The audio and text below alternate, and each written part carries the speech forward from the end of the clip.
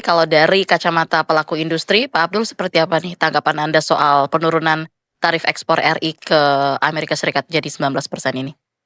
Iya, terima kasih Mbak Naomi. Tentu saja kami menyampaikan apresiasi yang sangat besar ya kepada upaya pemerintah bahwa tarif 19% tentu saja lebih rendah daripada yang kita awalnya kita akan terima 32%, bahkan akan ditambah 10 karena kita katanya menjadi anggota BRIC ya.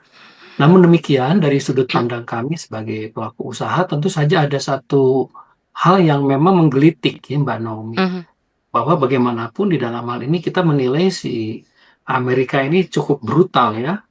Ada satu hal yang kita menilai ketidakselarasan atau ketidakseimbangan ya. Karena kan itu kan melanggar prinsip resiprokal sebetulnya. Bagaimana kita jadi barang-barang mereka ke kita nol, ya. kita ke sana menjadi 19%. Kan itu sesuatu yang sebetulnya nggak fair lah kalau kita lihat ya. Walaupun bagaimana kita melihat mungkin ke depan dalam proses yang tidak mudah pasti, Indonesia memang harus lebih mandiri. Dalam arti kalau yang saya perhatikan, tingkat ketergantungan ke Amerika itu memang harus dikurangi. Sekarang memang belum bisa ya. Untuk industri mebel saja sekarang kita 54% Mbak ya. Mhm, Angkanya kisaran 1,8 miliar rupiah untuk mebel dan 600 juta untuk kerajinan ya. Cukup cukup signifikan sekali ya. Dan itu daya serap lapangan kerja sangat besar di sana. Karena itu mungkin dalam waktu dekat ya, saya kira pemerintah harus juga mendorong kita ya ya. untuk mencoba memasuki pasar non Amerika Serikat. Dalam hal ini misalnya emerging market atau ke wilayah-wilayah yang menjadi anggota BRIC. Sehingga apa? Tingkat ketergantungan ke Amerika itu dikurangi. Tapi apa boleh buat? Sekarang dengan 19% kita sudah sangat bagus ya dibanding negara-negara lain.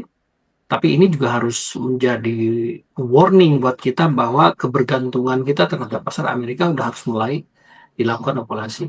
Ada satu yang sebetulnya lebih lebih apa namanya ya, lebih saya tadi mengatakan lebih brutal istilahnya itu. Amerika itu kan ada kepastian mendapatkan pasar kita. Ya, contoh misalnya ya, sudah bisa mendapatkan order Boeing ya 50 unit katakanlah. Mhm, Impor oil 350 triliun. Sementara kita kan nggak pasti ke sana. mhm. Kita kan ke sana kan sektor swasta. Terus kan ada persaingan di sana. Nggak ada kepastian pembeli. Kita selalu jadi itu di situ kan kita bisa melihat bahwa ada satu sisi yang kita menilai nggak fair gitu ya. Kalau Amerika udah menang duluan tuh, gue dapat Indonesia dan bisa masuk dengan bebas karena Ya, aksesnya menjadi oke. 0%. Menarik nih. Demikian Mbak.